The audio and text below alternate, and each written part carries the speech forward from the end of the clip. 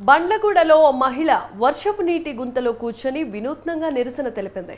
వర్షాలకు రోడ్డు పాడైందని, రాత్రి వేళల్లో పాదచారులు, వాహనదారులు ప్రమాదాలకు గురవుతున్నారని మహిళ ఆవేదన వ్యక్తం చేసింది. రోడ్లు గుంతలుగా ఉన్నాయని, కొత్త రోడ్డు వేయాలని రోడ్డుపై నిలిచిన నీటిలోనే నిరసన తెలిపిందామె. విషయం తెలుసుకున్న ట్రాఫిక్ పోలీసులు అక్కడికి చేరుకొని మహిళకు నచ్చజెప్పే ప్రయత్నం చేసినా వినకుండా అలాగే కూర్చొని తన నిరసనను తెలిపింది. జీహెచ్ఎంసీ అధికారుల నుండి స్పష్టమైన హామీ ఇస్తేనే నిరసనను విరమిస్తానని ఆ మహిళ తేల్చి చెప్పేసింది.